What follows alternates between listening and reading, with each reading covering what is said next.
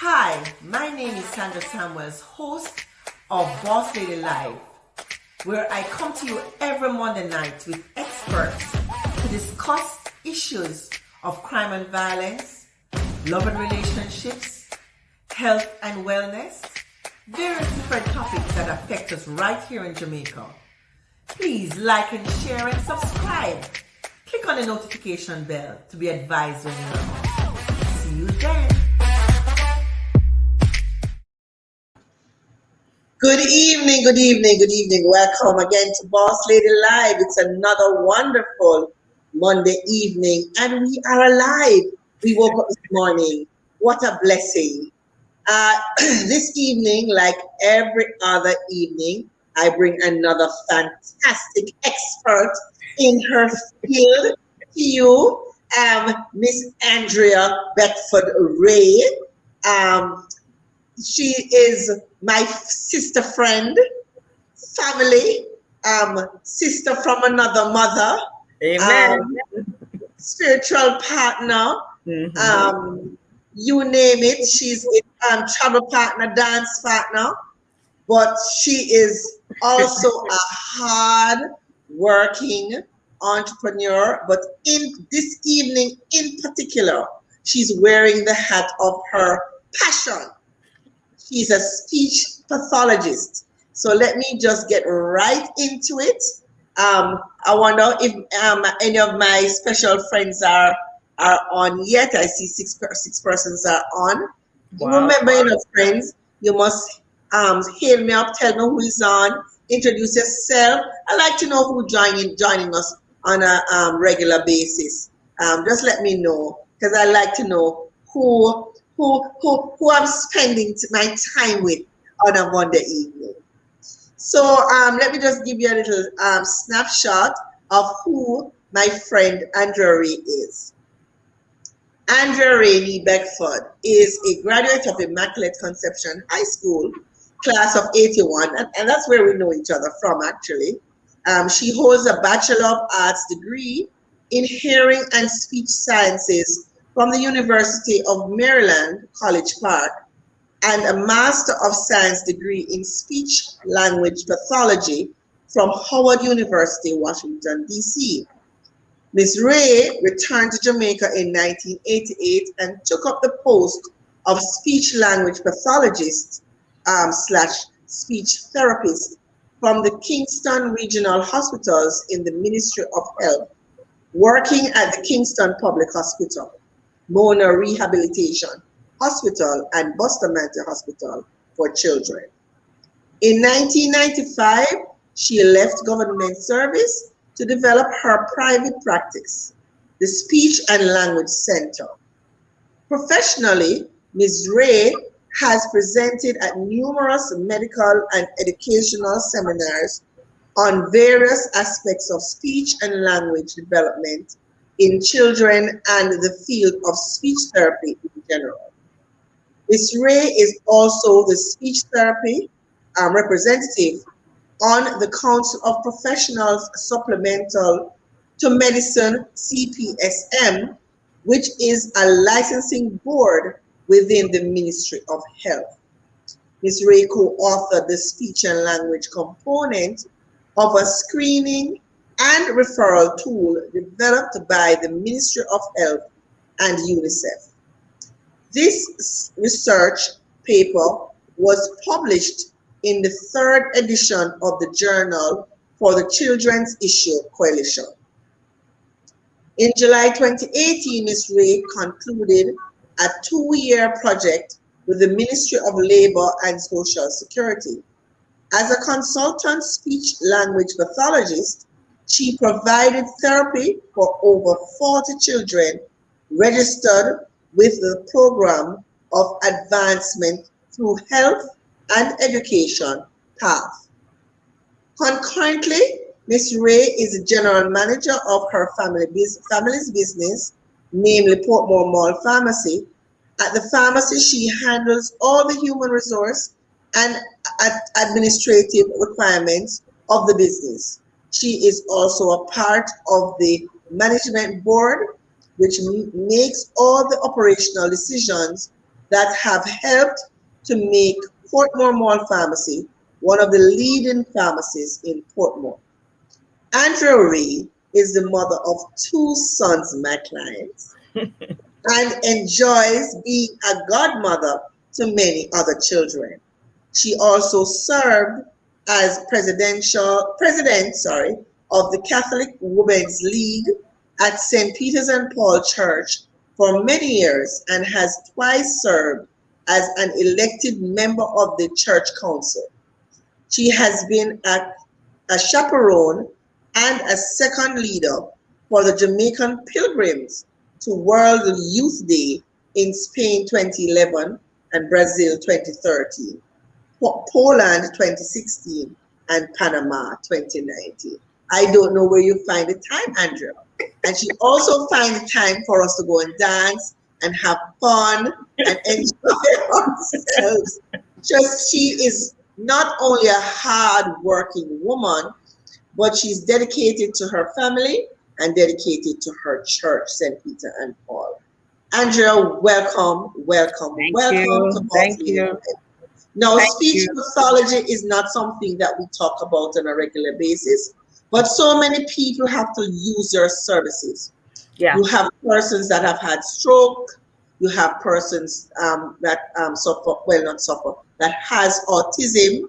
You have people with lisps, people with all different kinds of speech challenges. Mm-hmm. So just give us like an overview of, first of all, why did you get into this area of occupation or career, and tell us a little bit about some of the persons that would use your services.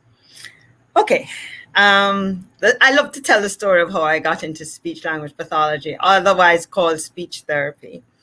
I wanted to become a teacher, and my father stopped speaking to me for about a week or so because, as far as he's concerned, an intelligent girl like you need to become a doctor. You can't be a teacher.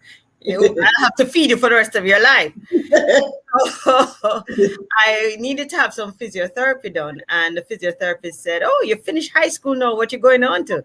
I said, "Well, I'm thinking of elementary education." She's like, "What? Elementary education? No, man. Going to physiotherapy or occupational therapy or speech therapy." So physiotherapy, I knew. I had no interest in that. Occupational therapy, I'd never heard of. Speech therapy, I'd never heard of. And my father had given me a dictionary with a section on occupations. So when I read up on physiotherapy, no. When I read up on occupational therapy, no. When I read up on speech therapy, I saw where I'd be working with doctors and I would be teaching individuals how to improve their ability to communicate. Boom, I'm satisfying my desire to teach. I'm satisfying my father's desire that I work with doctors. Everybody's happy. I applied to about 4 or so universities, but the one that I accepted was University of Maryland. And it so happens that they had an excellent undergraduate program for speech language pathology. But then you have to get your master's degree. And when I went to a prominent university, George Washington University, the man there was late for the interview and offered me off to go get a loan. My next interview was at Howard University, and Howard University welcomed me. They were there ready for the interview. Apparently they had checked up on me. They heard about me, and they offered me a fellowship. I don't have to tell you where I went to do my master's degree. So at Howard really prepared me to come back home because I had always intended to come back home. I enjoy America, but I just feel that America has developed enough. They don't need my help to develop. Jamaica needs my help to develop. I believe in Jamaica, and I believe that if many more of our people just came home and gave 3 to 5 years of service to the country, we would be a better place. But that's another conversation, okay? So another thing we have in common. The love of Jamaica. how it prepared me, it prepared me to work with a predominantly Black population, which Jamaica is. It prepared me to be aware of something called sociolinguistics, which is looking at your language from a social point of view and knowing what people of African descent prefer in terms of their social communication as opposed to people of European descent. I also did my internship at DC General Hospital. That's the District of Columbia, Washington, DC, their public hospital, which thoroughly prepared me for KPH. So once I finished my degree, I came right back home. I finished in May. I was home by July, and I started working at KPH. And so what do I do as a speech therapist? I work with children and adults who have a communication disorder. So I diagnose, assess, diagnose, and treat individuals with a communication disorder. Now, that was when I came home in 1988. I must say that speech therapy has blossomed and grown into so much more now. That there are speech language pathologists who specialize in swallowing. So if you have a congenital disorder or you have an injury, a neurological injury that causes you to lose your ability to swallow effectively, there are speech language pathologists that all they do is diagnose and treat swallowing disorders. So the field is quite diverse and beautiful and wonderful and exciting. It's never a dull moment. I work with not only children. The majority of my practice right now is children, but I also work with adults who have been in, who have had head injury or who have had a stroke. So I work with individuals who've been in car accidents, sporting accidents, and stroke, who have lost their ability to speak. And the focus is not to get them to talk the way they spoke before their injury, but to improve their ability to communicate. Okay. So you also have things that I don't know if they're born with it or it based on poor development. They have it. Things like a lisp. Those, speak a little bit about those as well. Fine. Alrighty. So you have a whole dimension of communication where people have misarticulations. So the misarticulations could be a lisp, and there are three types of lisps. You have the interdental lisp, where the person sticks their tongue out, so they're always speaking like this, and the tongue is always in your face. You can't help it, you just keep seeing the tongue. And then you have the lateral lisp, where the air is escaping through the corners of the mouth. And the lisp, the problem with a lisp is that you can hear it because we use S's in so many different aspects of our language. It pluralizes things, and it's a very popular letter. What can I say? So when you misarticulate an S, it's noticeable. Now, when you're a child, normally like a birth defect, or it's just a misplacement of the tongue. It's just a misplacement of the tongue that was never corrected. Okay. And so therapy can correct the misplacement of the tongue. But what happens is that in Jamaica, when you do it as a child, it's seen as cute. You know? Cute, right. But as a teenager, it's no longer cute. Right. No, it's easier to correct when the child is younger, below age 8. Because below age 8, they'll actually listen to you.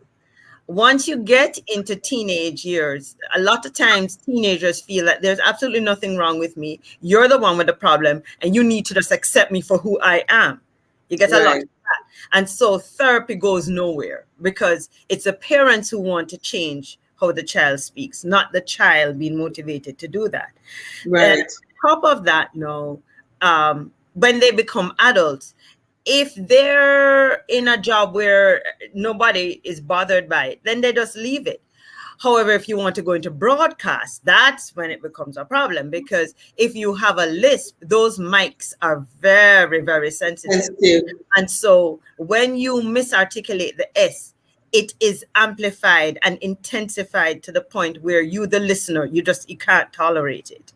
But Right. if you've been lisping all your life and everybody thought it was cute, you don't even know that you have a lisp.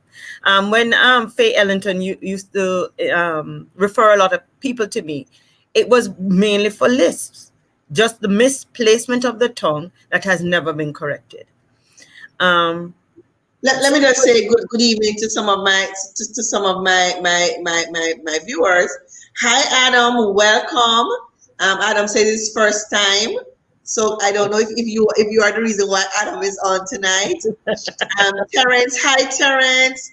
Good night, Andrea. Thanks for joining. Another Andrea, one of my other friends. Okay. What about apart from the misplacement of the tongue, there are times where I have seen also where persons have missing teeth or a space in the front of their mouth, and the tongue also goes in that space as well, and also causes a hissing sound. Mm-hmm. Is that something else that you would correct, or they would have to go get dental work first? What is the situation with something like that? All right, that's an excellent question. It's a combination.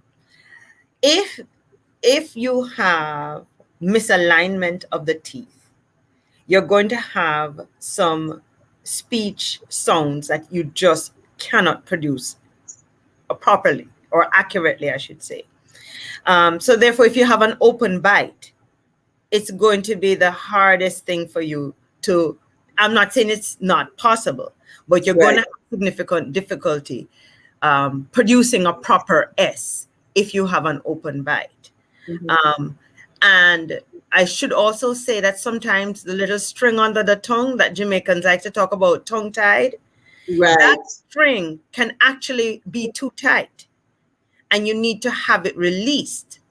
But there's some people that they don't want, this is how God made me and I don't want to change it, stuff like that. So if the string under your tongue, that it's called the frenum, if it is too tight, if it's too short, sounds like TH, you just cannot pronounce. Right. So but then in Jamaica, there's a cultural aspect of it. That's why I wanted to make sure to bring that in. In Jamaica, we have a problem with THs and Hs as well. So TH, the TH as in this and that, is condensed to this and that, right? And the TH in these and those, that's a different TH. That TH is condensed, contracted to these and those. All right. So you have that problem. So you can have the problem where the frenum, the string under the tongue, needs to be released so that you can pronounce the THs properly. There's also the problem of misalignment of the teeth, where until you have that dental work done or orthodontic work done, it's going to be very difficult for you to correct that speech impediment. Let me ask you something, Andrea. Mm-hmm. For those persons who are unaware, are these things ever identified in like a school setting? Are teachers aware of, or do they even have an interest in these things being corrected at an early age? Is that ever something that that is brought up by a teacher or recommended to a parent by a teacher? Let's say the parent is unaware. Do you work along with teachers? Is there anything like that set up in our schools? No. Or that's the short answer. The answer is no.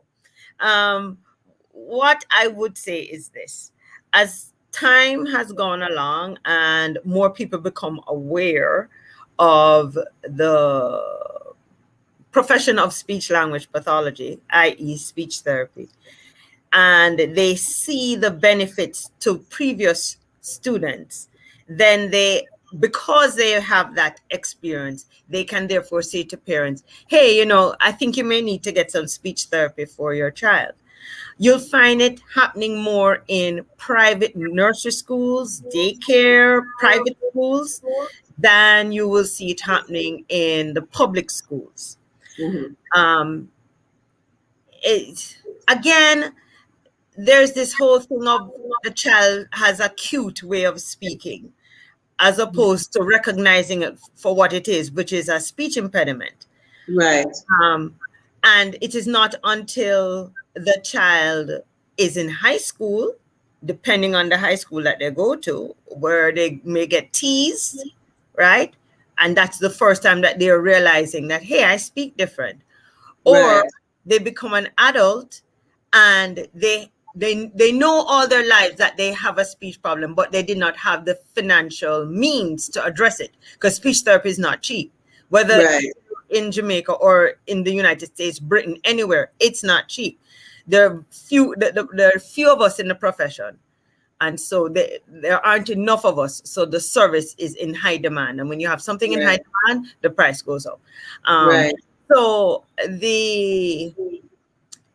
I would say that the more exposed and the more, it's not to say that teachers don't know about it, because there are more teachers colleges that are letting their students know that, if you have a child that exhibits this sort of speech impediment, you should advise the parent to get help. But the cost also can be is prohibitive at times. Yes, it is. Yes, it is. Okay. Nicole Pineda says that Faye Ellington recommended her for her Lisp as well. Mm-hmm. So Faye's doing some work in the background. Yeah. Because you see, as I said, a lot. If you want to go into broadcast, it's a whole different thing in terms of sound quality, right? Mm-hmm. And those microphones pick up everything. So if you are not enunciating or pronouncing accurately, those microphones will pick it up, and you would probably find out that you have this problem once you go to Faye. Before, everybody just thought, oh, that's such a chat. They didn't think of it as a defect. Right. But Faye, having the ear that she has, and knowing, and the experience and the exposure, she's able to say to you, hey, it's not that there's anything wrong with the quality of your voice. It is the quality of your speech that is a problem. Right. Mm-hmm. Right. You mentioned culture earlier.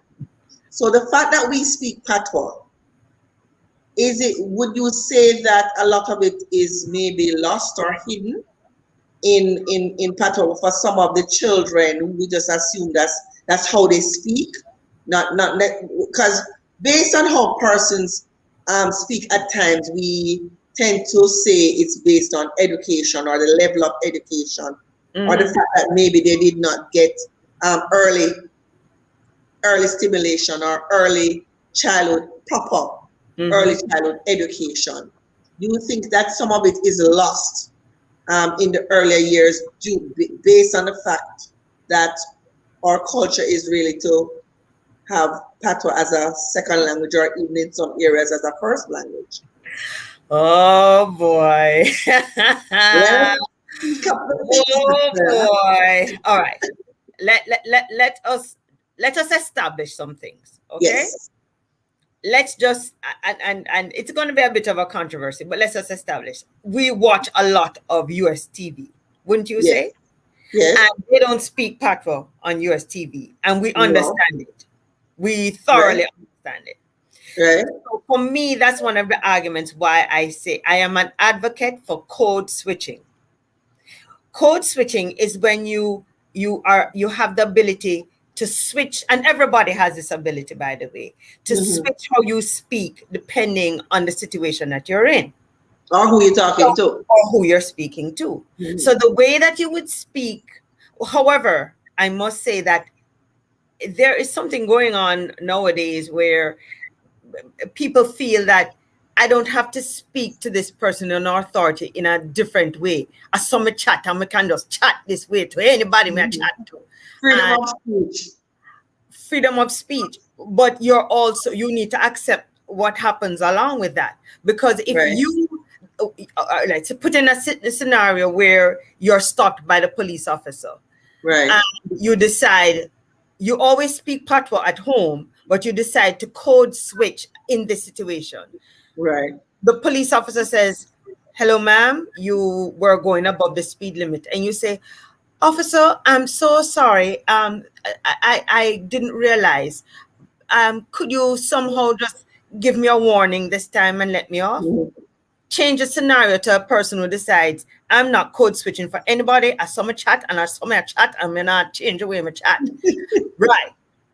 Ma'am, you're going above the speed limit. I don't know why I chat about you. I wasn't going past the speed limit. And this aggression, who do you think is going to get the warning and who's going to get the ticket? Mhm. But I digress. Let me get back to the whole issue of code switching. Code switching is a skill that we need because the way we show respect, especially to our elders and to people of our authority, is it's the way we communicate in a more formal setting. It's the way that we want to make sure that we are thoroughly understood by the person who is listening to us. Mhm. That ability to code switch, to switch and go between, is a skill that the more successful you are, the more you need to have this skill. All Right. right.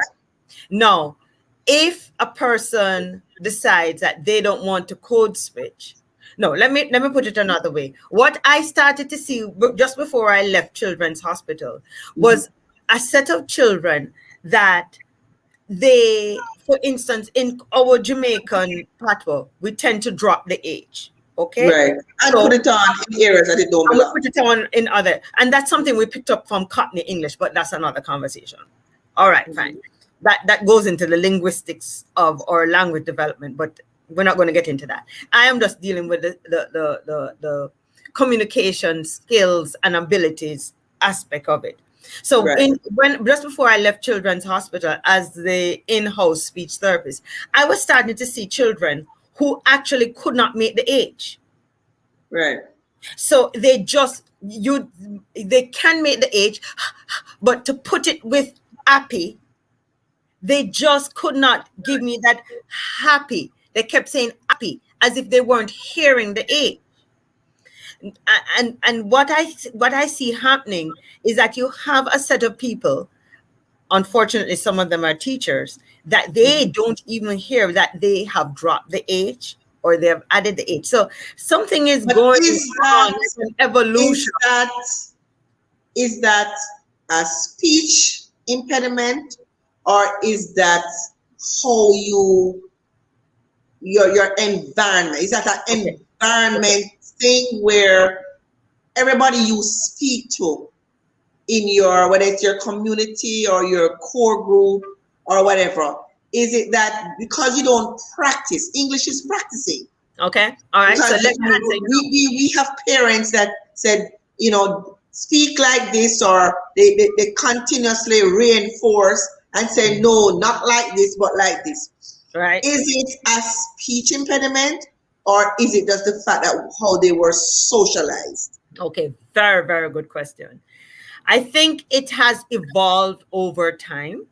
Mhm. I think if you went back to the 1950s, 60s, 70s, you would be able to produce the H, but choose not to produce it. I hope you understand that distinction. So you would No, be able break to it down a little say, bit. you could say happy when you're code switching. So if you're speaking to the Governor General, you would say, I'm happy to meet you. But if you're speaking to your friend down the road, Lord, I'm happy to see you, see? Yes. Right. Okay. Get you.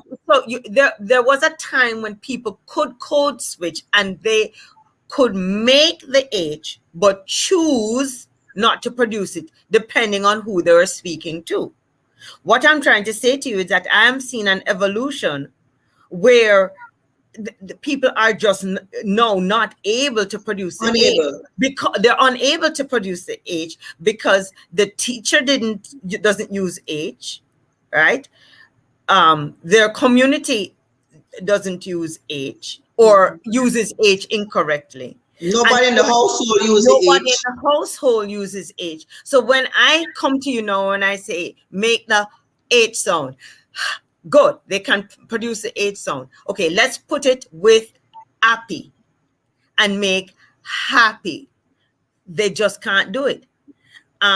So you are quite right in saying that their environment plays a significant role in the dropping of their H's, because if the teacher at school didn't I mean, I was called in to a prominent prep school because one of the teachers was teaching these children the Our Father, and her thing was, Our Father who art in heaven, hallowed be thy name.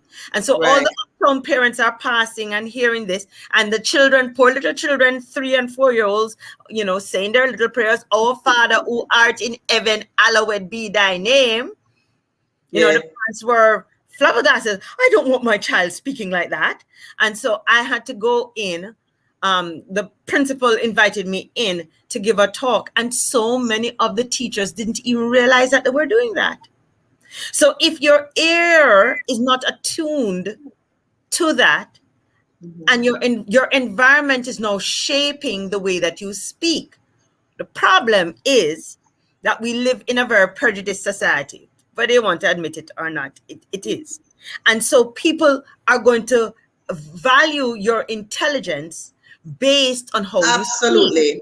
So you may be the smartest person in the world, but if you're talking about, I am here to help you, can you imagine going to a doctor that said, oh, I'm here to help you? I think you would say, Doc, I don't feel sick anymore. Right, exactly. Because it's just innate in us that if you're a doctor and you've gone through so many years of education, somewhere along the line you should have picked up H. Right. So it is something that I think it has to go. You know, we can't go back to the good old days, because that's not going to happen. So we have to look forward, and we have to see, okay, you know, is it that we need to bring speech therapists into teachers' college? And okay, so Walter is asking, is there any plans to connect speech and language with the education system at the upper level? Okay, I was a guest speaker at the Down Syndrome Association. They have a seminar. Well, pre-COVID, they used to have an annual seminar, and where they would bring in speakers. And I was one of the speakers at one of those seminars one year. And the person in charge of special education within the Ministry of Education was at that seminar. And I posed the question to her that, you know, it's full-time speech language pathology / speech therapy should not just be a medical thing. It should not only be in the hospitals. There should not only be one post available within the Ministry of Health. It needs to be expanded to the Ministry of Education, so that more therapists can be employed within the public sector to address the issues that lower socioeconomic status individuals can actually access speech therapy. If you don't have money in Jamaica, you can't access speech therapy. And that is why that program that I was involved in with 2 other speech therapists within the Ministry of Social Services, it was such a fantastic program and did so well, because it allowed children within the early stimulation program and within the PATH program to benefit from a little bit of speech therapy. It wasn't enough, but it was better than nothing, and they really, really benefited from it. How were those students chosen? Okay,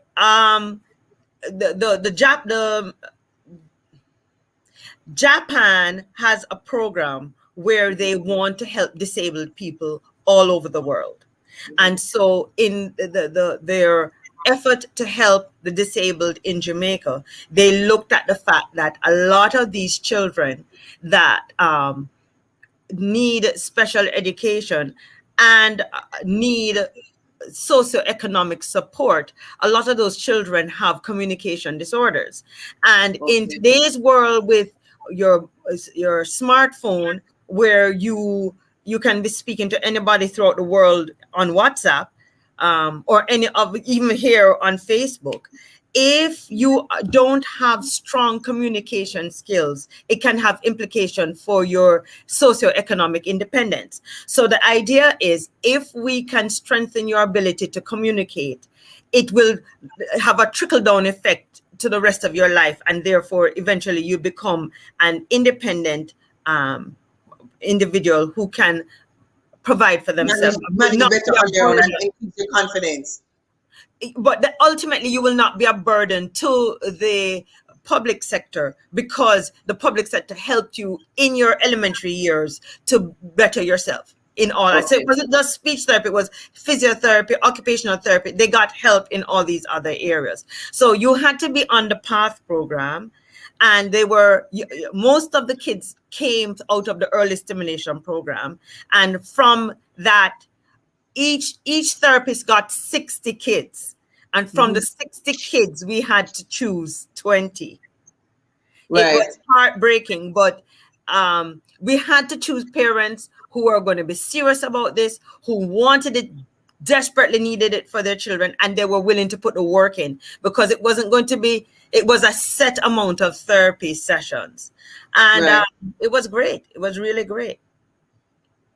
All right. Another thing, is there a connection between your ability to hear and how you formulate your words? Excellent. And does that have anything to do with speech therapy, or the speech therapist would pick that up and then advise you to get your hearing checked? All right. Let me take you all the way back. Most speech pathology programs in the United States is twinned with audiology. So audiologists and speech therapists train together. And then after you have your basic core courses together at the master's level, then you split off. Okay. So that's to tell you how intricately intertwined speech production is to your ability to hear. So therefore, if you have a child who is not hearing clearly, automatically they're not going to speak clearly, because you need that auditory feedback to help you to produce the proper speech. Right. So yes, your hearing is intricately connected to your ability to speak. And I've seen it over and over. I can't tell you how many times I say to parents, I need a hearing test before I can do the evaluation. I'm hearing good. As a matter of fact, I'm here too good. And I'm like, okay, thanks. I appreciate that you love the way that he hears, but I need to know that he can hear the difference between a kettle whistling in the kitchen and an airplane flying overhead. Right? Those are completely different sounds, and the only person who can objectively tell me whether or not this person's hearing is in good standing and is not a contribution to their speech disability is if the audiologist does a complete evaluation. And another thing I should tell you, another reason why we need the audiologist to do a complete assessment before we can do a speech and language assessment is that there's a thing called auditory processing time and auditory processing of sounds. If you have a child who is experiencing auditory processing delay, then that is a child that you tell the child, come here. And you're calling the child and calling the child. You're deaf? I said, come here. And the child is not coming. Hearing. What's happening? They're not processing the sound. Okay. This is the sort of child that this child will be in school. They're sitting at the front of the class and they're just not learning because they're not processing what they're hearing fast enough. Something is going on within the brain that is causing a delay in their ability to process what they're hearing. A hearing test is an audiologist doing specialized hearing tests is the only way we'll be able to get that information. And so as a therapist, it aids in the diagnosis and treatment of that child with, say, a language development delay. That language development delay could possibly be linked to an auditory processing delay. So before you start panicking and saying that the pitney dance, please get a hearing test. Right. Must. Let's rule that out, because you'll be surprised how many kids have wax in their ear. It's just wax, but the wax is muffling the sounds, and so they're there in school. They can hear you, but they don't know what you're saying. It's as if, have you ever gone swimming and gone underwater and you hear everybody laughing and you hear them talking, and when you come out of the water, you say, "What you said?" Because you hear them talking, you hear them laughing, but you don't know what they're saying. It's not clear. Wax blocking the ear canal. If you have wax in the ear canal, the child can hear, but not the quality of hearing is so diminished that their speech production is affected, or their ability to do well in school is affected. And this can also happen with a middle ear infection. Right. And again, the audiologist comes into play again, where the audiologist will tell us through a tympanogram whether or not there's fluid in the inner ear. Well, in the middle ear, not the inner ear. Right. If there's fluid in the middle ear, it's going to affect not only how the child.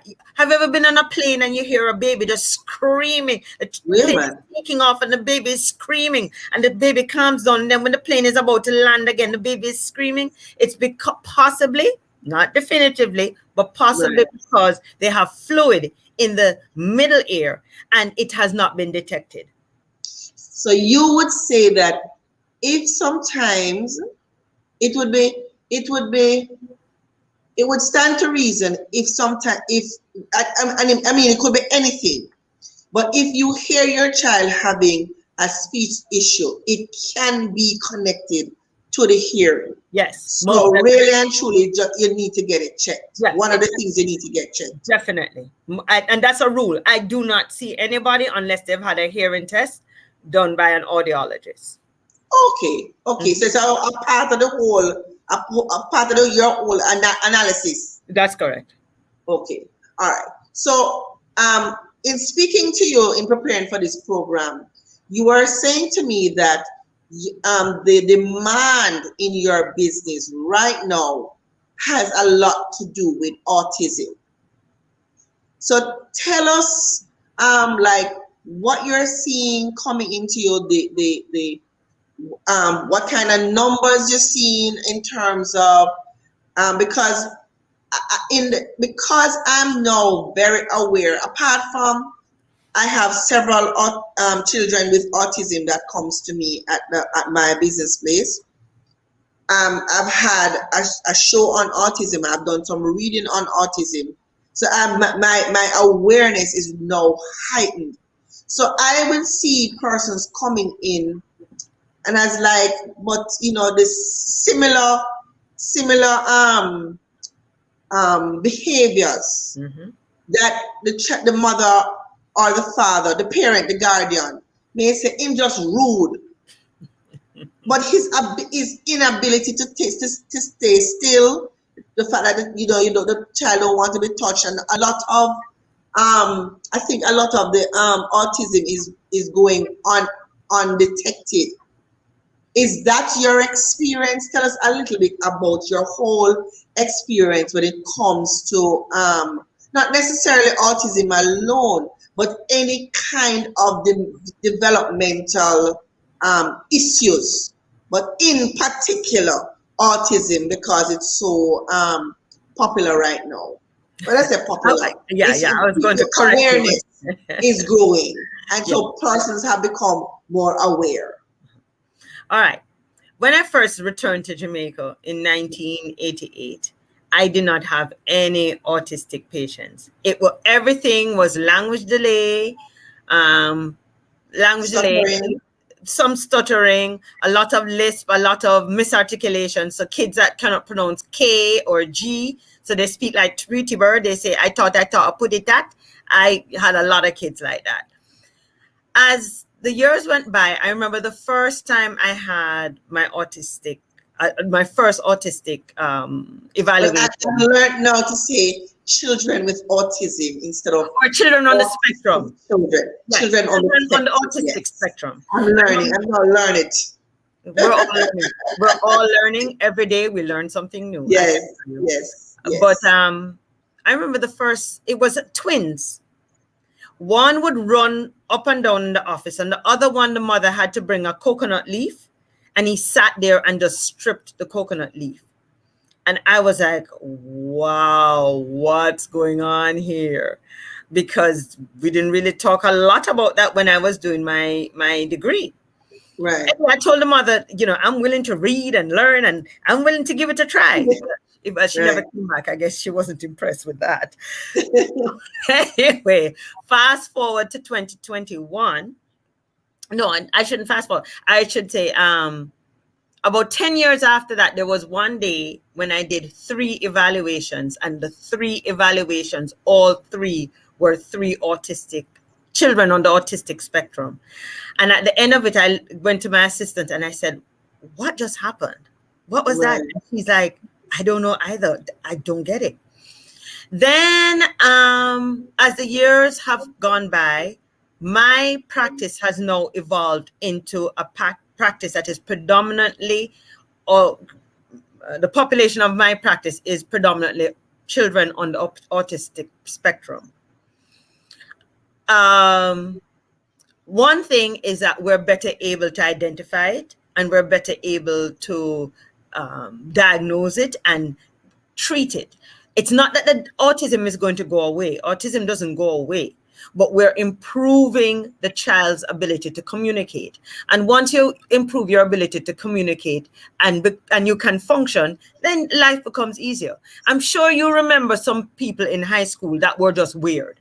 Just some weird people with some weird little ways that you're like, she weirdy, man.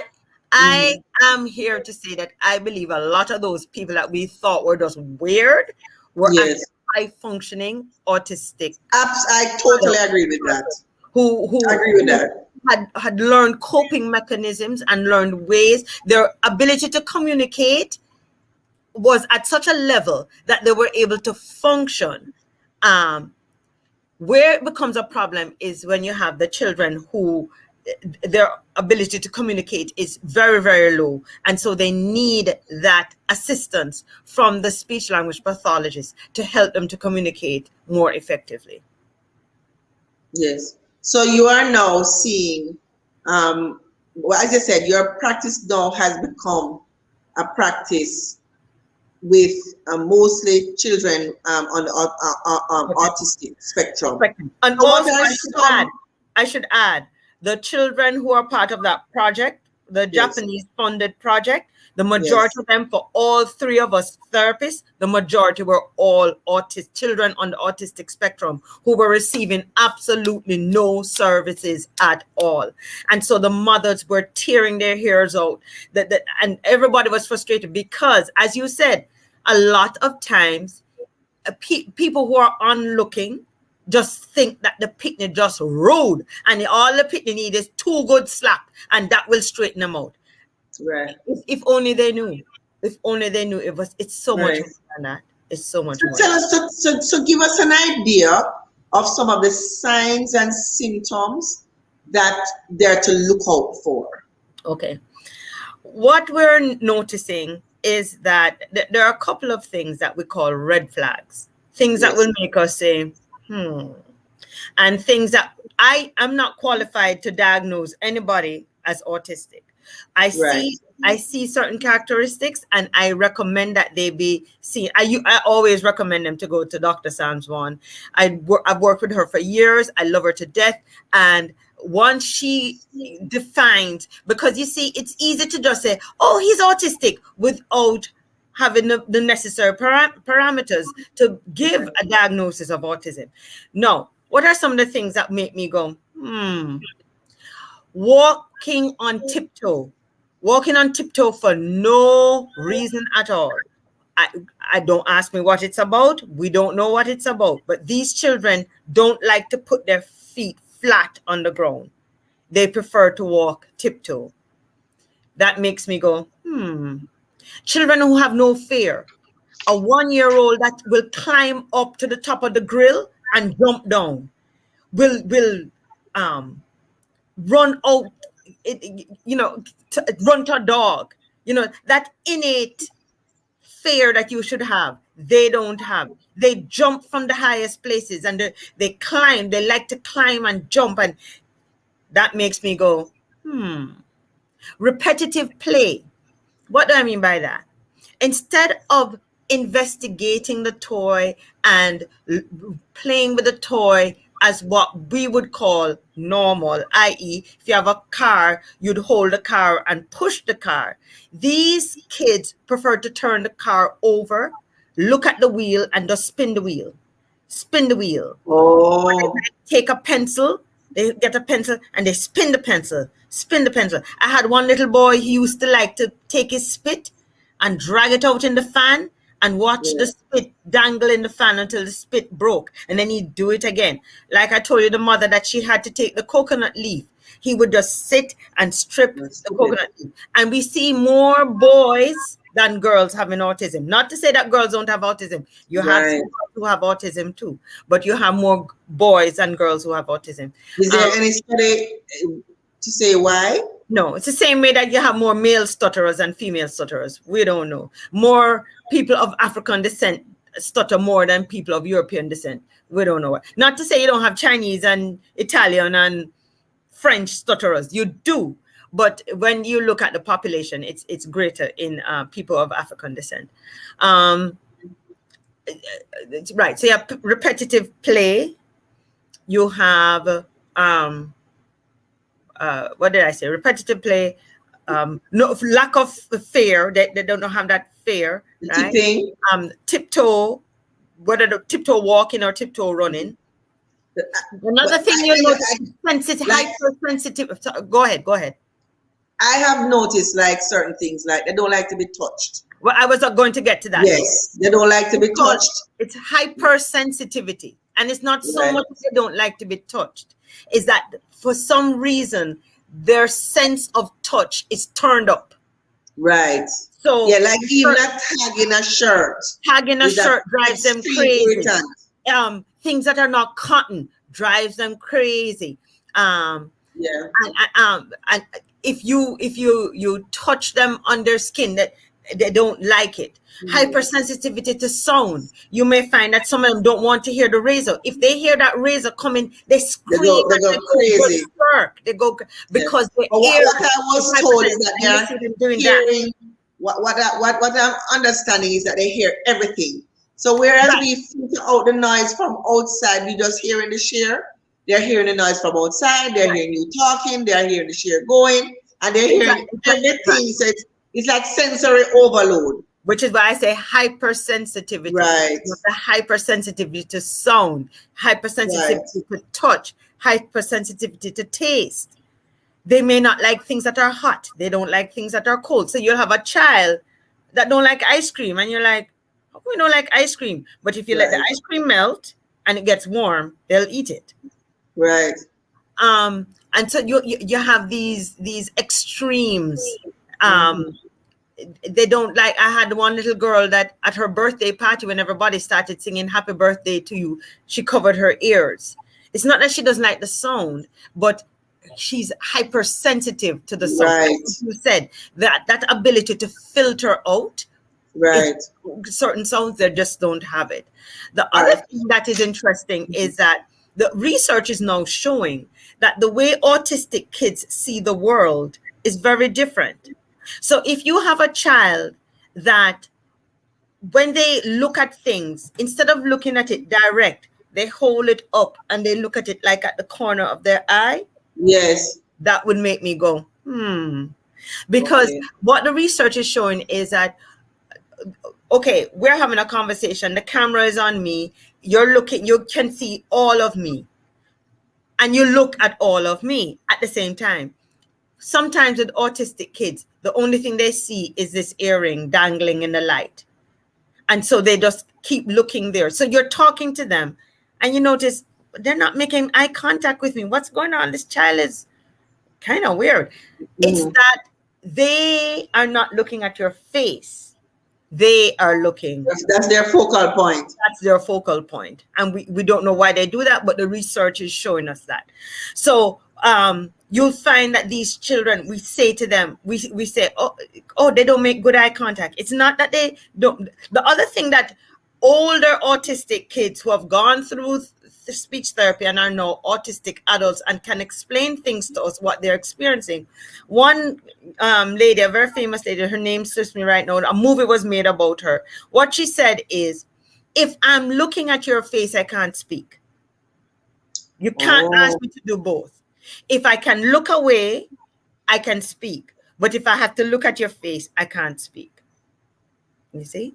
So yeah, so those little things, the hypersensitivity to sound, to touch, to smell, to feel, the lack of fear, repetitive play, those are things that would make me say, and refer or get just get a test by a developmental doctor to just rule things out. All right, the questions are piling up. So let me take a few. J. Rich says, has all this mask wearing made learning speech harder for children? Oh yes. Oh boy, COVID. That song, Nico, you mash up my life. I keep saying, COVID, you mash up my life. Yes. Okay.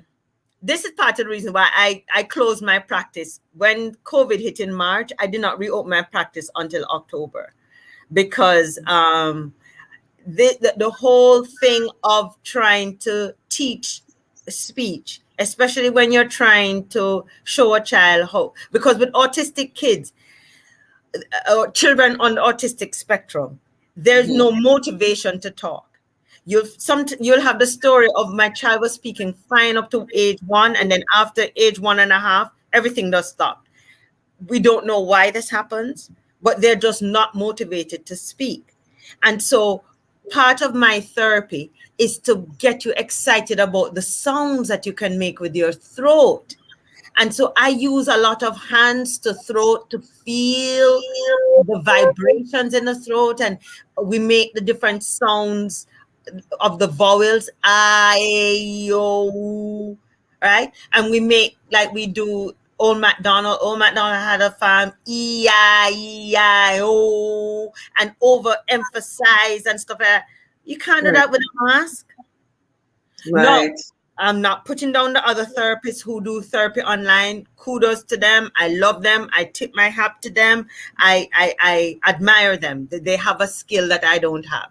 And so I have, because I'm a very, as you know, touchy-feely person, right? And so it has really hampered, impacted.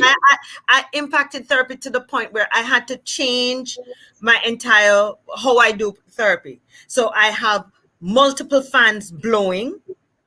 I have I have more movement in therapy now. I've incorporated more movement. Well, that was part of continuing education. The whole thing of using different areas of the brain to learn language, incorporating movement into learning language. Incorporating movement meant that we don't have to be face to face, and so I reduced the face to face. But what I will have also done is that I let them wear their mask and I take off mine.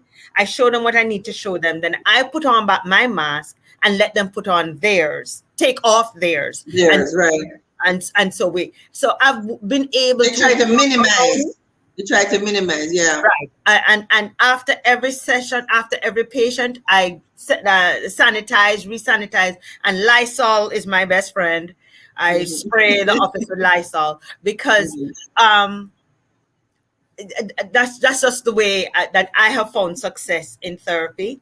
And so I've had to make adjustments. So far, thank God, nobody has gotten sick at my practice, and I have not gotten sick. And now that I'm fully immunized, I look forward to I think therapy has changed forever. I mean, anybody who has ever come to me for the 30 years that I've been practicing, no, when you come to Auntie Ray, the first thing you have to do is wash your hands. Everybody has to go wash.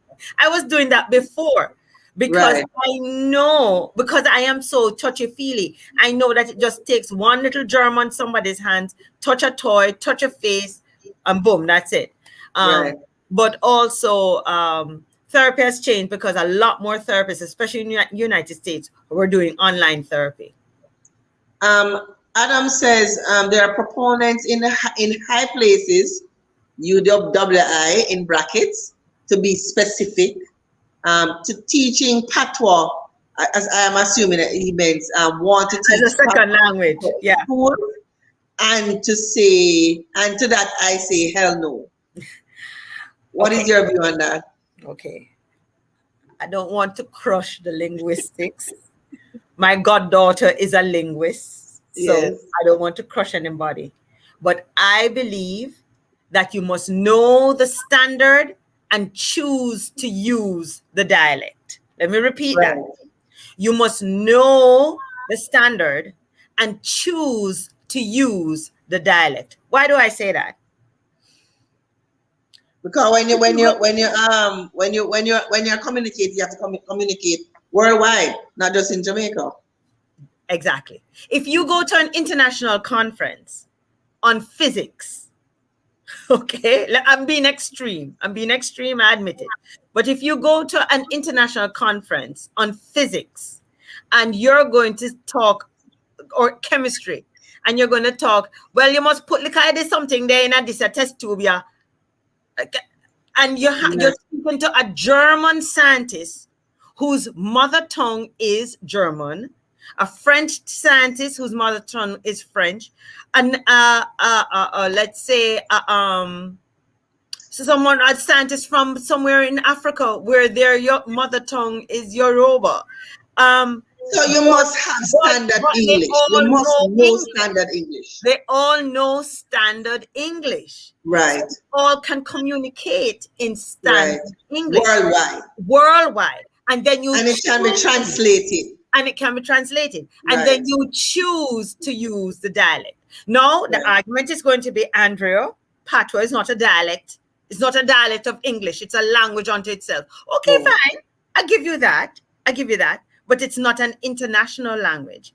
And I can tell you that when you go to St. Elizabeth, you may think you know totally different language. You don't know patois till you go to St. Elizabeth. And then the people from St. Elizabeth, when they go to Montego Bay, don't know what those Montegonians are saying. So patois is so different language. Like Africa. Dynamic.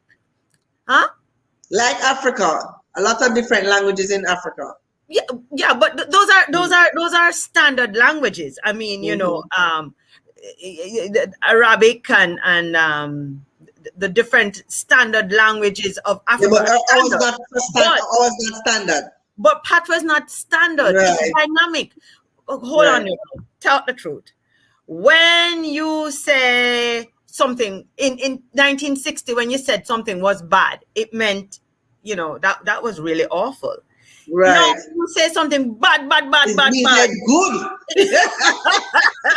And that's the dynamics of language. Language is dynamic and changing, right?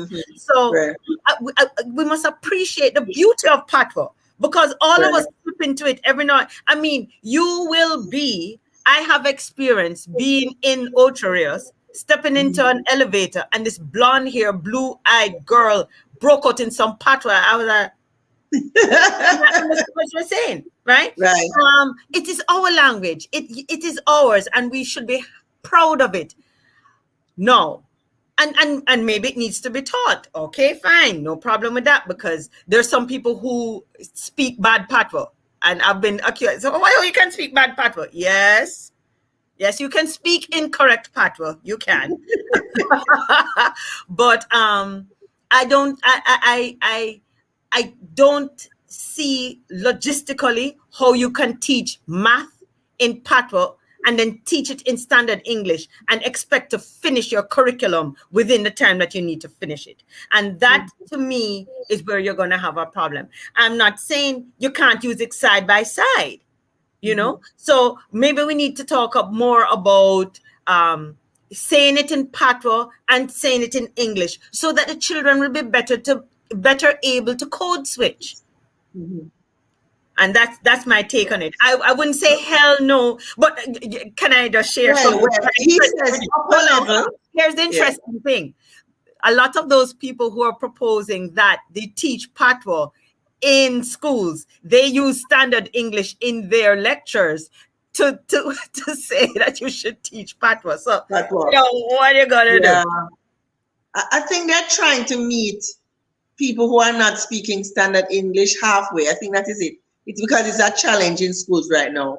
Walter says upper level speaks to the universities. Somebody was asking if it was speaking to the parliamentarians. Oops. But he says upper level speaks to the universities and the teachers' colleges being deliberate about it and sort of awareness. English teachers and history teachers are not enough. Don't know what they were really talking about.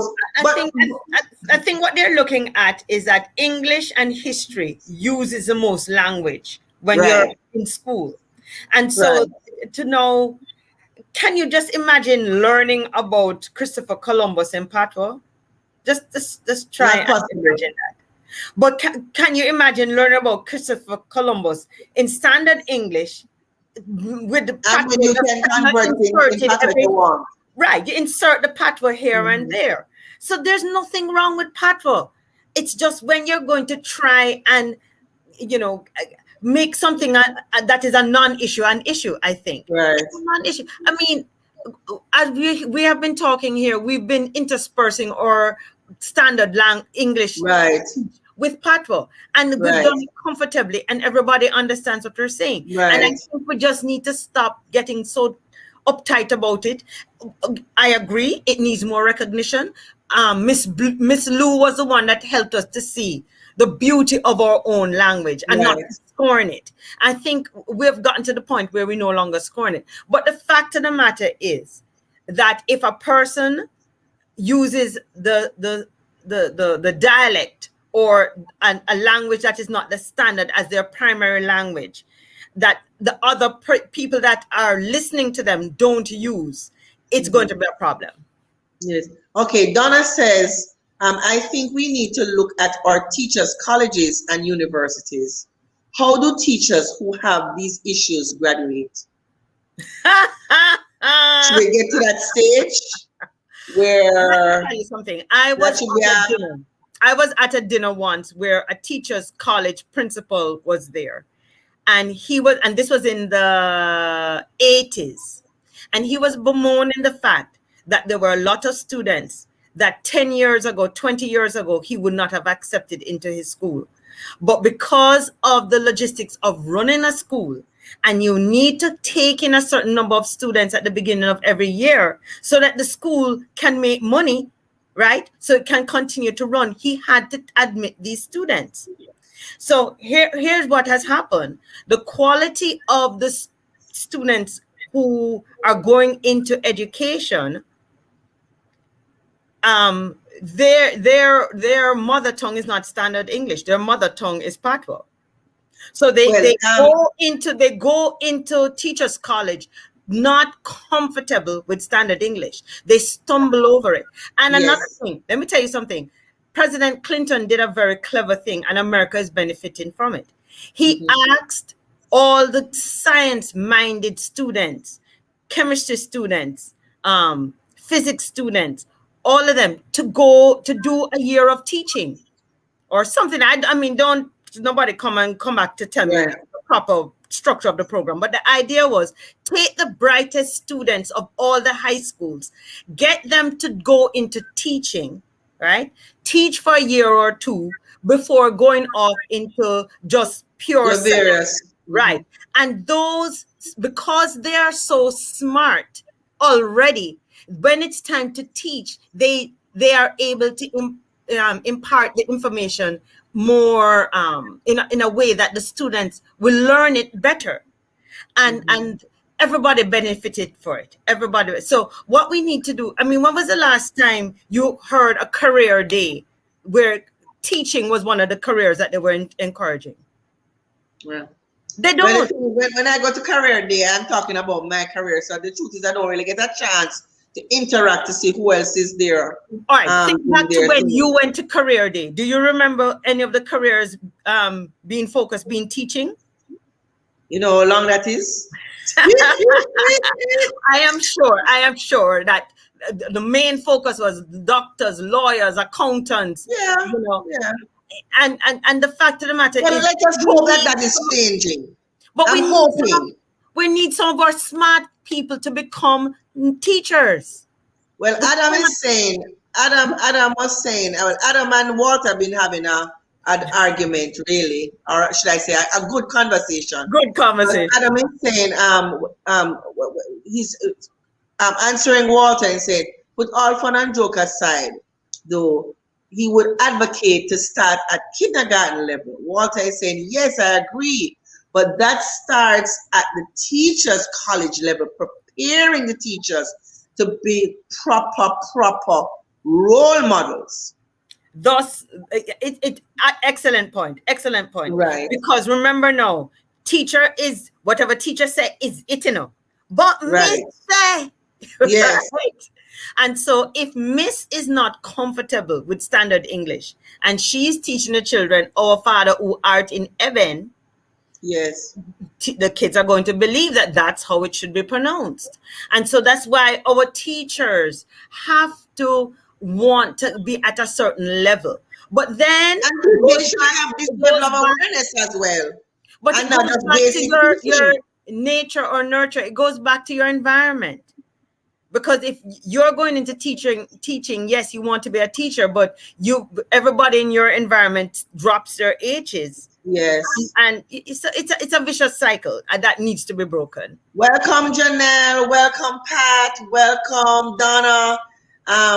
Pat says, does gender impact the auditory processing delays? I can't answer that because that's more a question for audiologists. But I would put money on. I would bet and say yes, just because we have more males in my practice and in most people's practice. We have more males than females because we have more males having communication disorders than females. Right. Adam is saying at the level, the upper level, there'll be code switching, I suppose, just like how we are doing. But he says it needs to come natural. Hence, he's advocating to start in the junior years. But you see, the thing with code switching is nobody sits you down and you learn it. You know, it has to be around you. Which is why I'm saying that if you have teachers who are advocates for patois, what will have to happen, what must happen, is that you teach in the standard, and then you will interject with patois. But it can't be that you're trying to teach in patois, because the notebooks that you're teaching from are not written in patois; they're written in standard English. So you know, you can emphasize a point or emphasize something that you want the child to learn with some patois in there. And that way the child will learn how to code switch just because of what they're hearing from day to day. Right. Janelle is asking, is there anywhere in Western Jamaica that can be recommended for an audiologist? The audiologist that I know of operates only in Kingston. She goes to Mandeville from time to time. I'm not sure if she goes to Montego Bay, but it's a Caribbean Hearing Center. Also, there's Jamaica Association for the Deaf. Again, that is in Kingston. And I don't know if they have any satellite offices anywhere else in the island. Unfortunately, a lot of the services that are necessary or to help in communication disorders, they're all located in Kingston. Wow. So anybody who is looking to get into a field, I should say that this is a great field. There are now there's one new speech therapist on the North Coast. She just recently came, Wray, and we have another speech therapist in Montego Bay. But she works, oh my goodness, she works in Montego Bay and in St. Elizabeth. So we need therapy. How many speech pathologists we have now? Speech therapists we there are have at least now in 8 of Jamaica. us. Off the top 8. of my head, 8, but we have 2 recent ones. So I would say we're up to 10. We're up to 10 now. But there was Okay, a time when good. it used to be 2 and 3. I remember that. And even with the 10, we still are not satisfying the need. The need is great. The need is great. Yes. And there is nobody at Children's Hospital. And that would be the only place that you could get a public speech therapist, which is why I'm saying the Ministry of Education needs to have a couple of, even 3 speech therapists, 1 in each county, to touch the tip of the iceberg of the need for public sector speech language pathologists to help our people, because our people need help. Okay. Peter Gay Forrester says, yes, they used to dress the part for career days. I suppose teachers were being, yes, okay, good. career day. But I'm not talking about in primary school, you know. I'm talking about high school when it's time to choose a career, because you usually would have career day for third formers, right, so that you can make the right decision of what classes to take for going into 4th and 5th form, 10th and 11th grade. And that's the sort of career that I'm talking about. I'm not talking about when they dress up as a fireman and a policeman and a pilot. No. I'm talking about that in high school. Janelle is asking, who is a speech therapist in Montego Bay, please? Hold on, let me just quickly. Her name has slipped my head because, of course, you asked me the question. Hold a second. I wonder if she's watching. She'd be very angry with me. Hold on. We have a little group called JASHA, Jamaica Speech Language Hearing Association. Mm-hmm. And so we and Marsha Burkett. And Marsha Burkett is in Montego Bay. And the one on the young miss who has just come home, and she's on the north. I can send you the number. I can send you the number when I'm done. I'll send it to Anne. Right. And I will give it to you because I don't have your number. Or I can just give it to you online. Right. You want the number for Anne Marsha Burkett? Yes, she would love the number for Anne. Okay. Marsha Burkett, yes. Alrighty. I'll get it for you. Yeah, so next question. Right. So okay, any questions, any other questions? Because we'll soon be wrapping up. Now, Andrea, this is an area. Okay, before you go into that area, can I give you the number for Anne Marsha Burkett? Sure. It's 876-413-4096. So that's 413-4096. Yeah. You got that, Janelle? 413-4096. Janelle deals with kids with autism as well. Okay. Mm-hmm. Yes. So any other? Okay. So before we wrap, is there? You have various different. Apart from autism, you have various different areas where persons may have met in an accident. I just said earlier, because the young lady said that she didn't know she could have gotten her speech fixed until P. Ellington said it to her. So I wanted to just encourage persons out there who might be suffering from low self-esteem. Nobody probably said it to them that their issue could be fixed, and they just think that is something that they have to live with, and they're not very happy with it. They may have not done any research, or they may not have even sought the information. So one, let us know. I know you are overbooked and you are swamped, and I'm sure that's the case with many others. But if someone wanted some information as to where they could go or even to be placed on a waiting list, can we have some numbers, Okay. please and thanks? All right. Let me give you my little spiel first. Yes. I cannot tell you how many fathers have come with their the mother of their child, and as far as they're concerned, you just need to give the child a little time. I did speak late.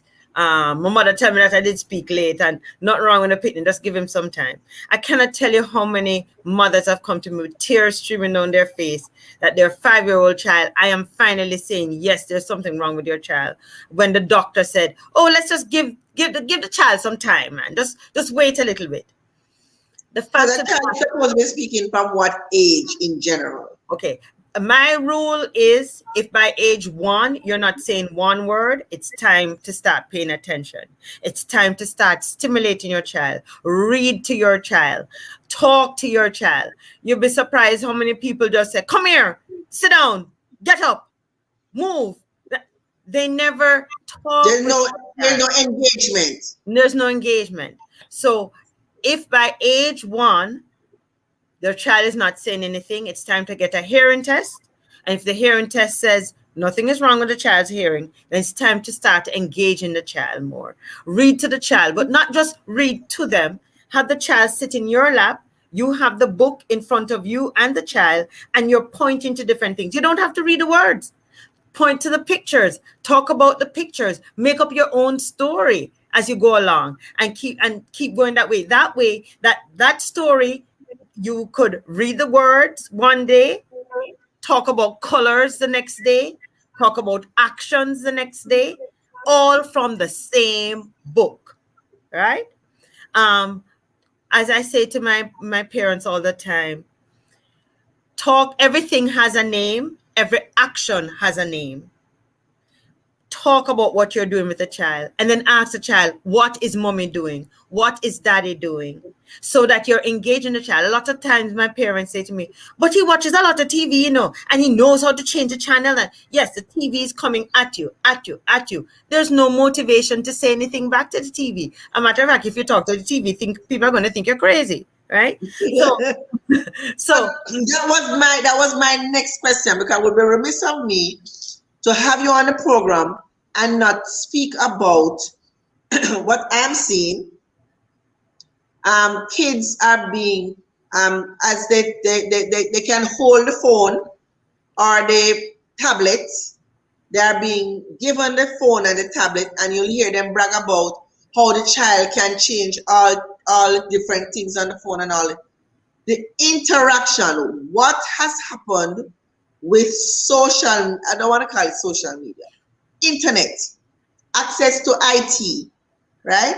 Yeah, how has that affected the ability, whether it's the interaction with persons versus interaction with an inanimate object? Right. A lot of persons are learning their ABCs and all of those things. I mean, because we do it a lot with, like, when they come to the barber and you want to distract them, you just stick them with a phone or an iPad or a tablet, so that engages them and it really takes their mind away.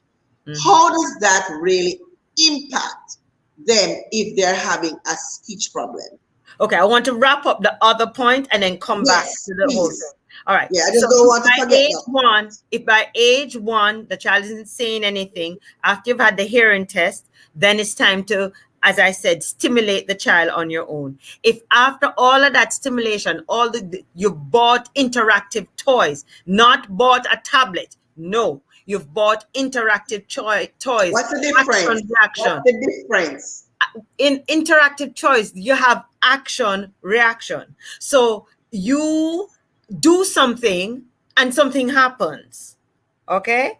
And you have to keep doing something. So you have the toy with the balls and the hammer, and every time you hit the ball goes down the series of things and comes out. Or you press a button and something pops up. Or because remember, we're dealing with 1-year-olds, eh? So you get those sort of interactive toys that are colorful, right? If after all of that and you get to age 2 and the child is not saying 2 words, because by age 2 you should be saying 2 words. Mommy shoes, come daddy, daddy bye bye. If you're not putting 2 words together, it's time to see a speech therapist. Okay, fine.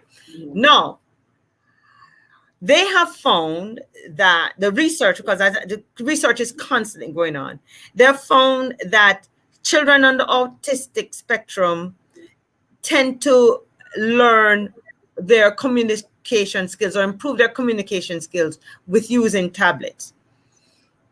And that's just a research fact. However, when it comes to just regular children with a tablet or a phone, it's just like a TV. It's coming at you. It's coming at you. There's no reason to communicate. Okay, everything has its place and everything has its time, and anything in excess is never good. So I would never say don't give your child a smartphone to play with, or don't give your child a tablet to play with, because right now that's the only way that we're going to school, right? What I will say is that we have to temper it, we have to monitor it, and we have to have a balance. Okay, what is happening is a lot of times parents are happy when the children are just quiet and not bothering them. Right. And that can make you happy, but it's going to be hurting the child. Okay. Right. Hurting the child in that they are not getting enough exercise, they're not getting enough vitamin D from the sun, and there's no interaction either with human beings. Poor interaction with human beings, and they may be going into places on that tablet where they have no business being, because they're being exposed to certain things that their minds are not ready for. Okay, so there must be balance. I personally, I use the tablet only for reference. So if I am talking about tigers, we don't have tigers in Jamaica. Right. On my tablet, and I show them the picture of a tiger so that they can learn the different sounds for T, not sounds for T, but T for tiger, T for tissue, T for different words that we use for tiger. But I don't want tiger to just be a picture. I want them to understand that the tiger is actually an animal that moves with 4 feet, and it has the tigerness. I want them to learn what does it mean to be a tiger. Right. So that's why I would use the tablet as a reference. The YouTube, Facebook, Google, they are a part of our world. We are not going to get rid of it. What we need to do is have balance. And what we need to do is we need to be parents. Just because a child cries because you take something away, they won't die. They will stop crying. And they will learn that there is a time and place for everything, and if mommy says enough or daddy says enough, it's just enough. If you give into crying all the time, then they learn, oh, all I have to do is cry and I get what I want. Right. So balance. Right. Welcome Anne, and welcome Ava. Ava says, what's the process in pursuing a career in speech pathology and audiology? Love that question. Okay. I would recommend that in high school you do some biology, because you're going to have to do a lot of anatomy of the speech and hearing mechanism, a lot, and so that includes the brain, the auditory system, the speech system. So the biology, you can't go wrong with that. You do your first 4 years in an undergraduate degree in hearing and speech sciences. Unfortunately, that's not offered in Jamaica, so you have to go away. But what's happening now is that they're offering 6-year programs or 5-year programs where you automatically matriculate to do your master's. So yes, you get your undergraduate degree, but you also move on to your master's, because the truth is the undergraduate degree is not enough. The information that you learn up to the undergraduate level is just not enough. And because you're going to be dealing with the brain and helping people change the way or improve the way they communicate, that 2 years of the master's program that I did is you just need that information to be able to practice your skill. But there are many different programs now that you may not have to do 6 years. So it's actually it's 6 years of training, 4 years undergrad, 2 years grad. If you stay in the United States, there is a kind of an internship time that you do where you're looking to earning your certificate of clinical competence. It's called your CCC, Certificate of Clinical Competence. And once you have that, then you can get your license and practice. I didn't stay in America to do that. As I finished, I came home because Cs are not a requirement for Jamaica. So I don't have my Cs, but I'm still a member of the American Speech Language Hearing Association as an international affiliate. So it's a 6-year program, but I tell you, it's such a rewarding career that I'm in. It's never a dull moment. I've had a patient, I'll give you this quick story. I had a patient that I saw him for many, many years. He got to high school and he stopped. And after 2 years of high school, he told his mom, I want to go back to Andrea. I need more help. Came back to me. So he had many years of therapy. Mm-hmm. Fast forward about 10 years, I get a telephone call from the same patient who graduated first in his class in medical school. What? A doctor. And the reason why he contacted me was because he felt that speech therapy helped him to overcome his speech impediment, become more confident in himself, and thus could even think or venture into medicine, much less graduating the first in his class and having to give the graduation speech. What? So you were preparing him for that? He felt he had to call me and contact me to let me know that had happened. And I'm telling you, a nice feel-good story. I'm telling you. So I can't explain to you what it's like when you have a child that comes to you that's nonverbal, especially a child on the autistic spectrum, that at the end of 6 months or maybe even a year, the child says his first word for you. Let me tell you, you can't get any more exciting than that. Yeah, we have online Anne-Marie Wanless, and she is a specialist. I can't remember her exact term now. I had her on the program before, prior, and she was answering some of the questions as well. She was saying that they discourage persons with tablets, phones before age 2. I can't remember. Can you give me her exact title, please, Miss? Her exact title. She was also saying teachers are able to do a master's degree after completing 7 prerequisites undergrad courses. Yeah. Okay. Yes. So, teachers can become speech therapists. Yes, that's true. Wow. And those requisites probably would be a lot of anatomy too. Because you see, what does BCBA mean, please? Can you spell it out in the English language, please? Thank you. What a lot of us don't appreciate is how dynamic and fantastic our brain is. Because remember, you have to have a thought, right, in the right side of your brain. Where's my right hand? In the right side of your brain.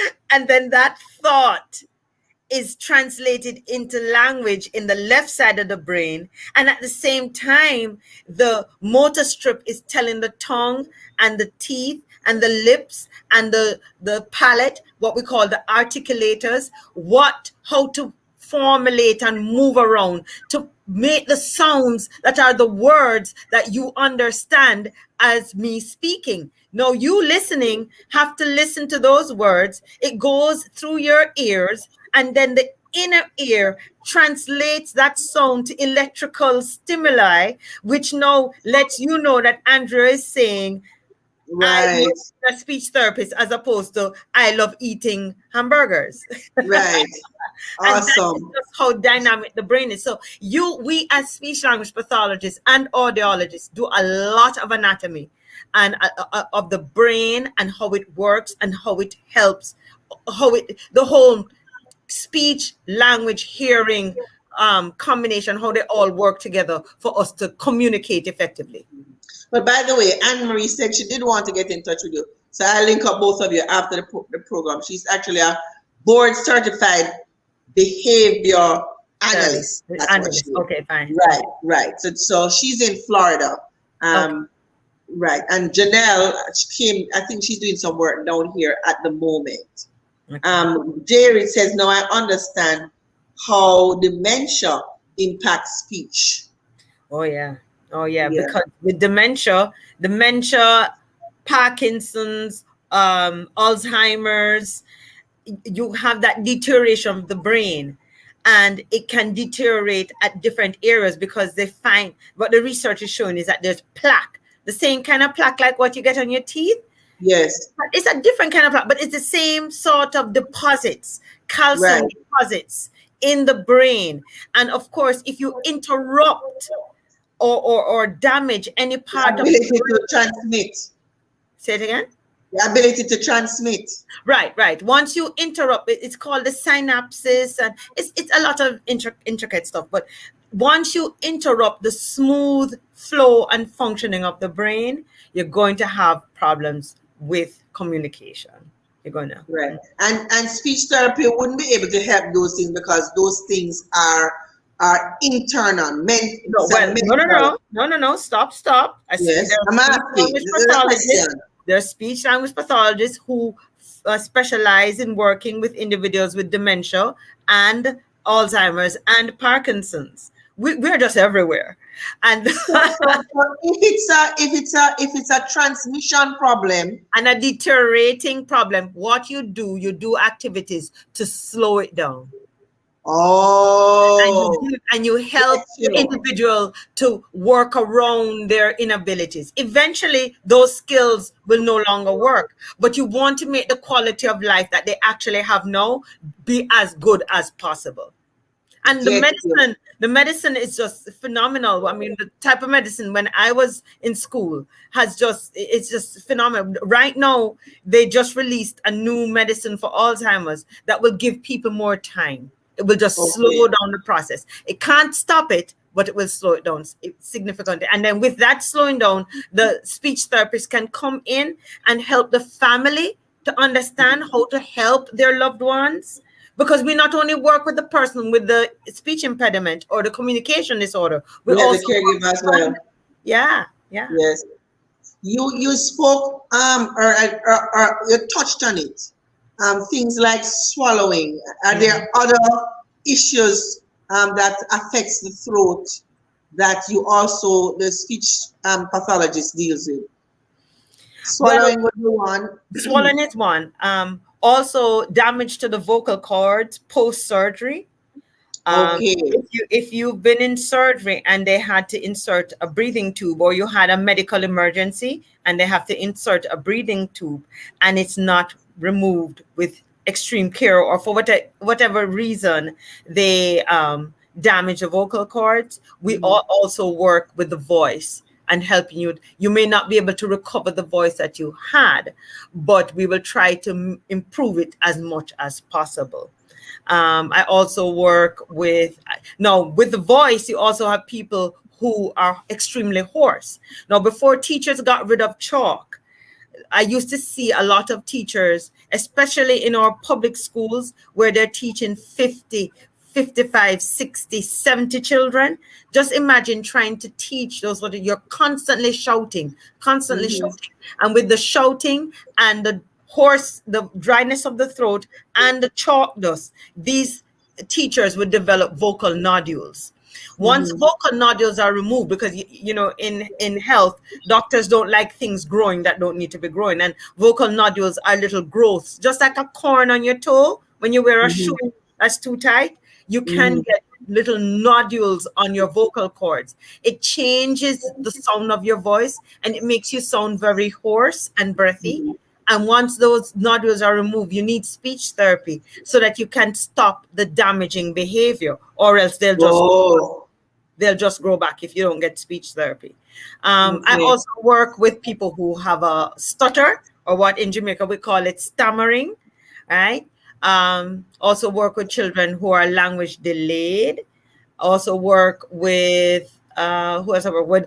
People who have had a stroke, learning to communicate again. They may not be able to speak the way they spoke before the stroke, but we're able to get them to communicate more effectively, whether it is through augmentative material, like maybe a tablet, having to touch the screen and then it speaks for them. Right. Or just helping them to be able to communicate more effectively. That's always the goal. Communicate more effectively. I know. Okay, so you have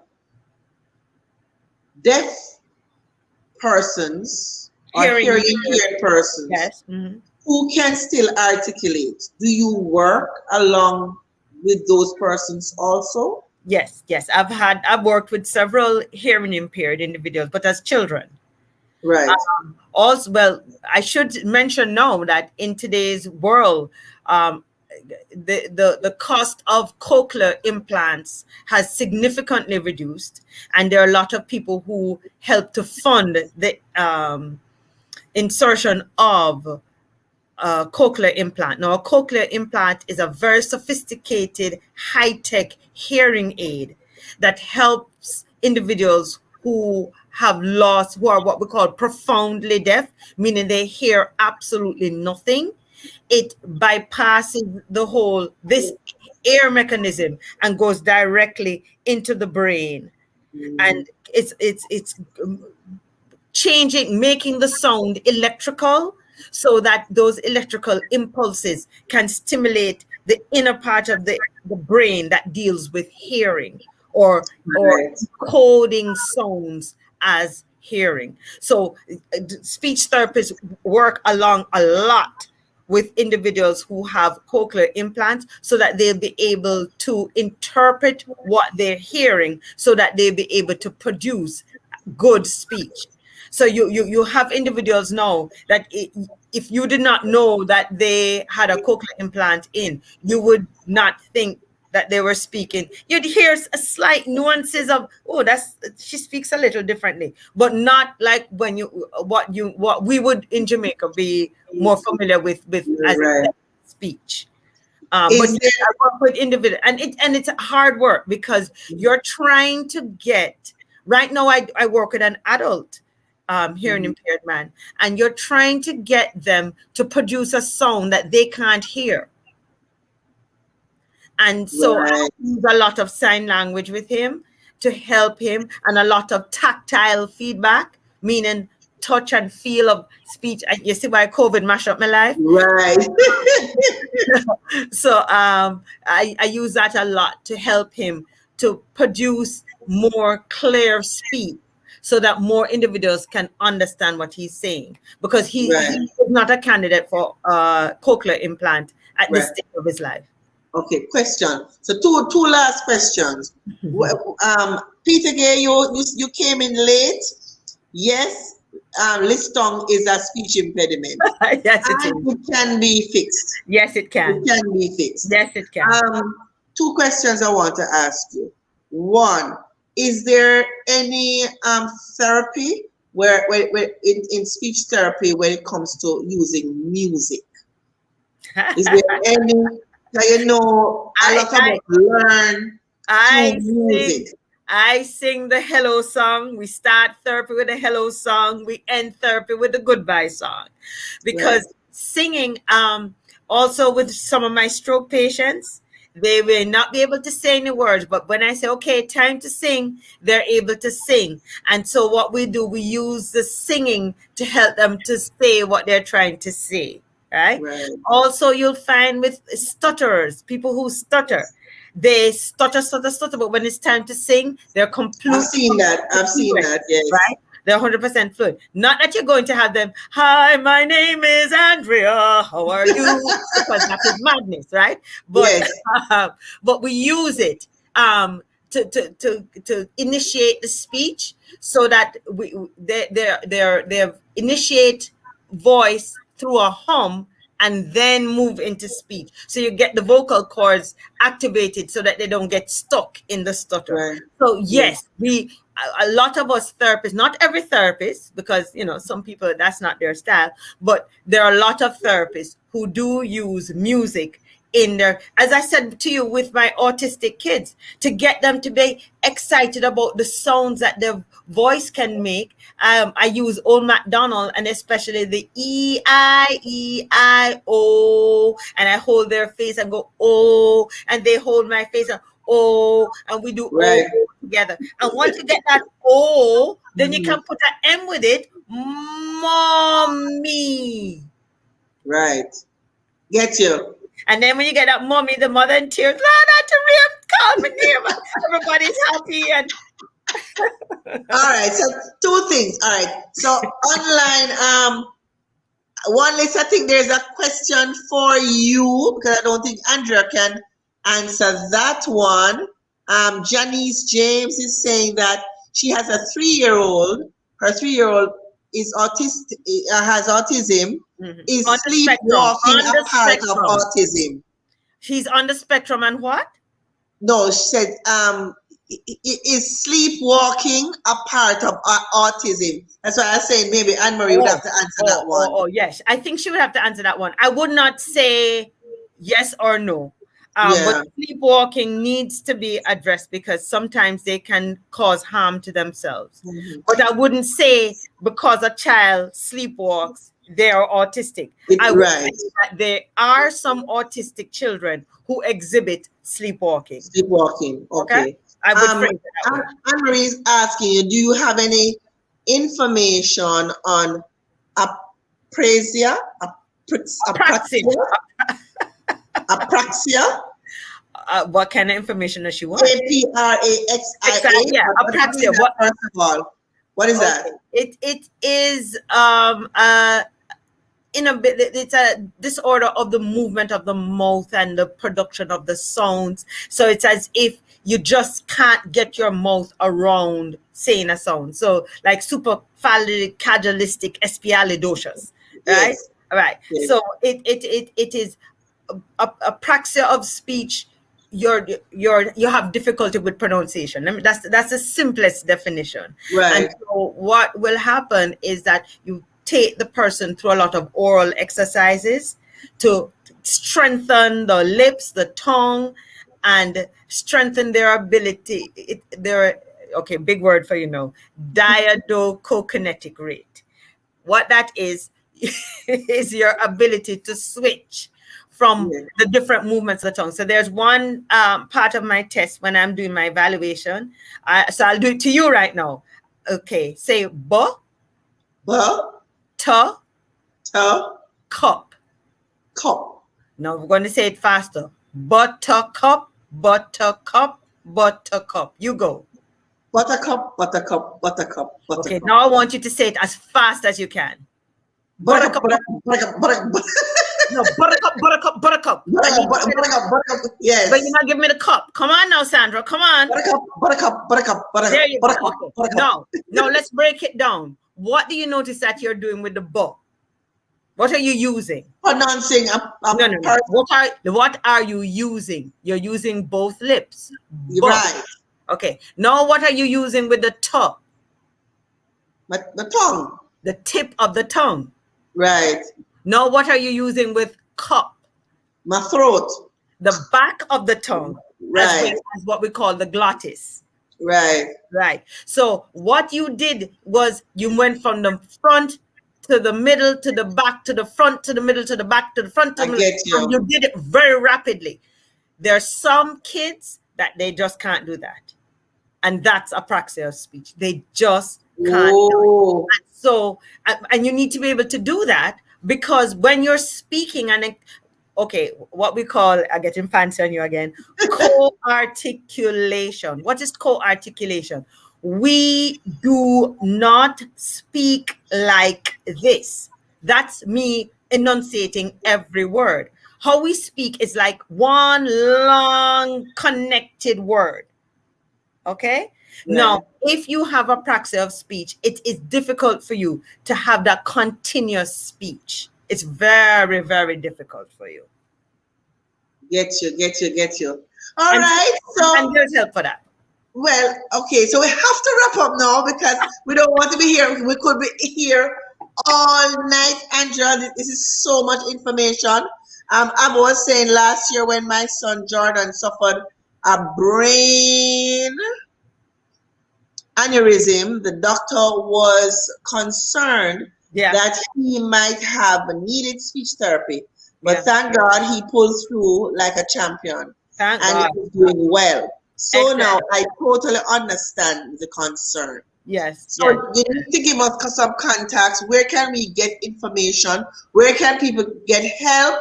I know everybody have a waiting list, but some people have to have access to be able to ask some questions. Well, and oh yes, another question. So therefore we need to advocate then that Bustamante and some teaching and in the teaching Ministry of Education curriculum, speech therapy is addressed, or speech impediments, like how we learn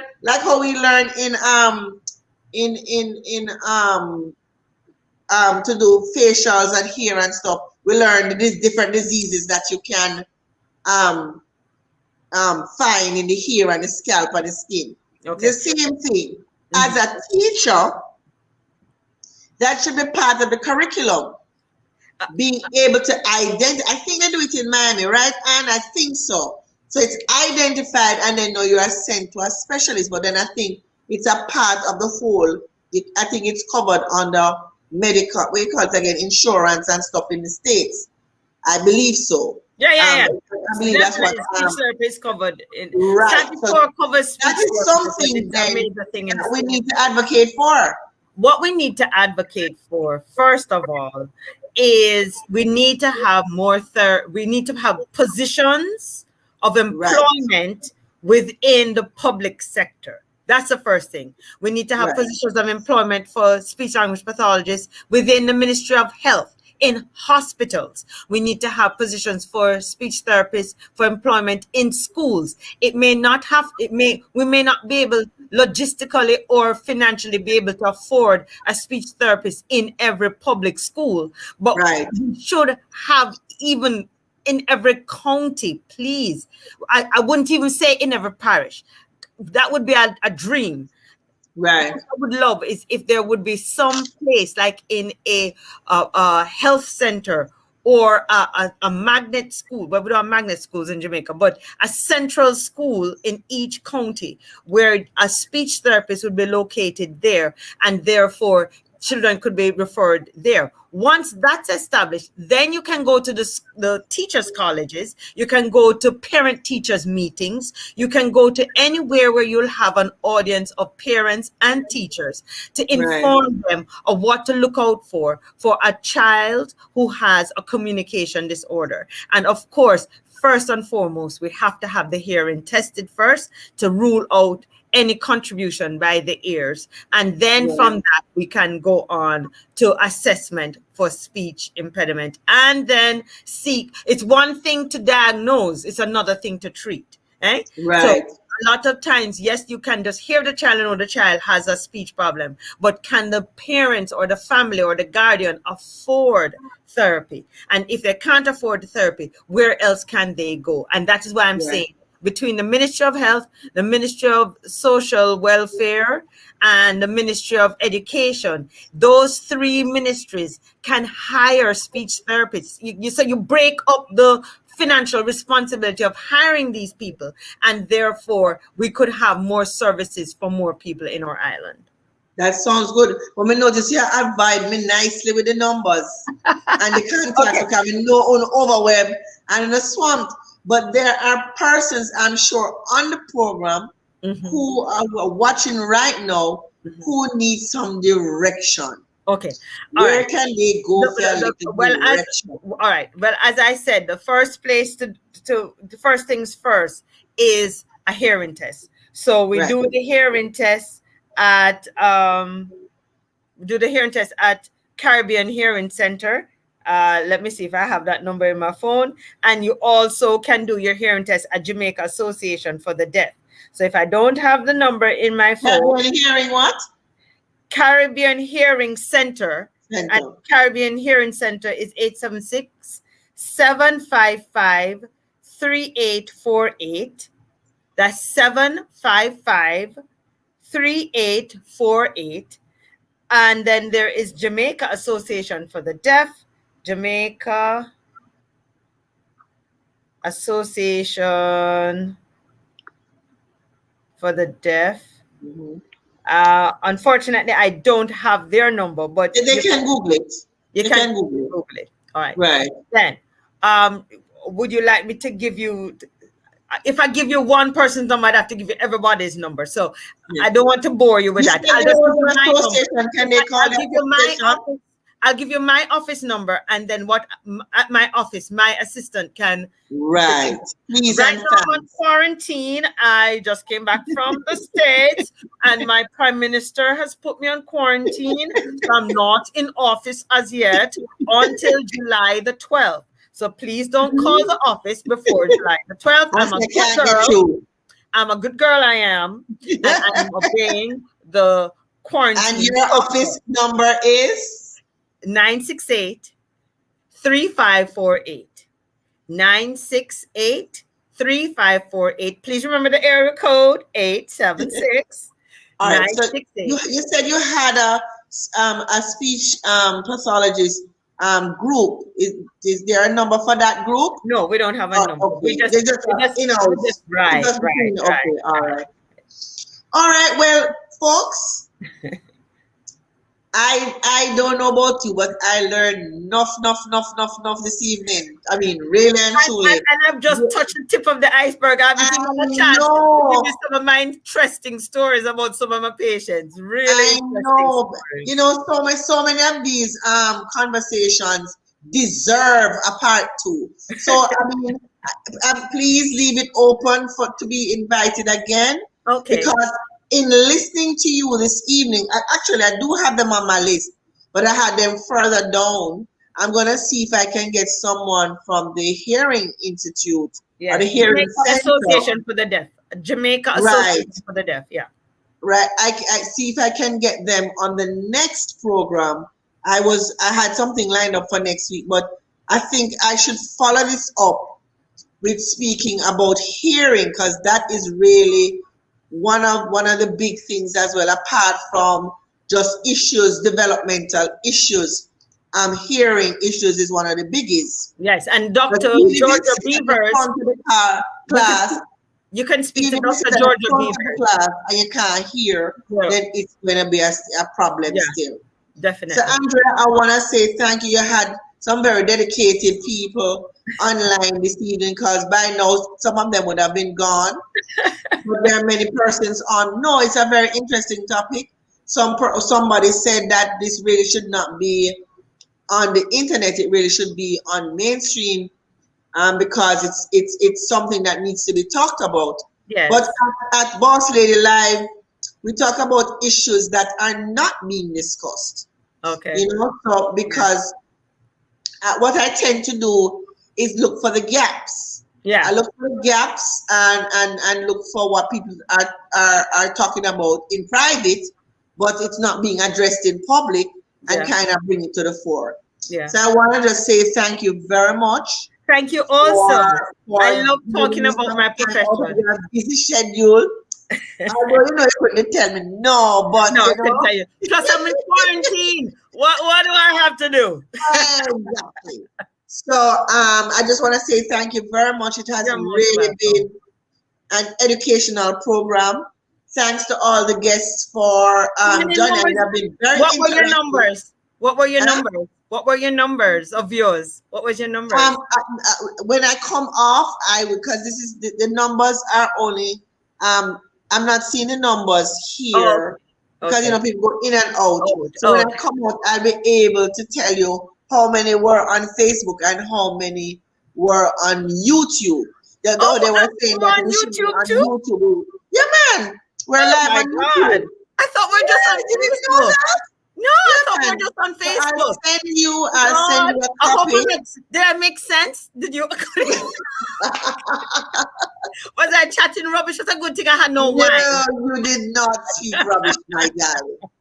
So I just want to say thank you. It has been 2 My hours of non-stop Oh my God, information. yes, It's that's 1 so hour true. and 59 minutes. Yes, ma'am. You know, 2 I hours can't chat, that you know. do Let fly me tell you. off. No, last joke. When we have high school reunions and people say, "So Andrea, what are you into?" And I say, "I'm a speech therapist." I say, "Oh, figures, because you love that." No, but your brother wrote on big Facebook today. It was today or yesterday. How why would you have Andrea? Because she doesn't like to speak at all. She doesn't like to speak at all. Lord. Oh, Being very Lord. sarcastic, Very, Gabby. very. But thank It you, was my pleasure. It was my everyone. pleasure. And I just want to encourage everybody, just as a Yes. parting note, if you have a speech impediment or speech problem, or if you have a child who has a speech impediment or speech problem, there is help. There is help. We can make And it is it ever better. too And the late? earlier Is it we ever address too it, late? it's never too late, but the earlier we address it, the better. I had a 21-year-old the other day that he lived in Antigua. They don't have any speech therapists in Antigua. And so when he came here to UWI and had the opportunity to come to me, he came to me. No, he just got a job with Ernst and Young, and he's now in Cayman. So just the world is yours once you can communicate effectively. So I encourage parents. Abadele say, Locks, you chat from when? Weren't you immaculate house captain? Yes, I was Immaculata. I've been chatting a long time. Oh my!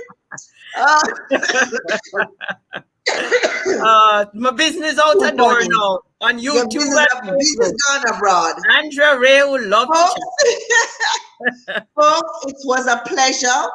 I'm going to try and see if I can speak on hearing next week. Okay. And what are some of the causes of persons that are hearing impaired and what can be done as well. So, because it's very important. Based on the conversation today, I'm going to see if I can hook you up next week. So, thanks again. Have a wonderful week. It's the end of June. Half the year is gone. So, you know, time waits for no man. It's Christmas. Do something today to make your life better tomorrow. Do it. That's absolutely. So thanks, my darling. You're welcome. See you. Thanks a million. God bless you. God bless you, my folks online on YouTube, on Facebook. It's always a pleasure to share knowledge. As you learn, so do I, because I learned a lot this evening. Thanks for spending time with us, and see you again next week, same place, same time on YouTube and Facebook. Next week at Monday at 8 p.m. Jamaica time, 8 p.m. sharp as usual. See you next week. Bye. Have a good evening. Bye.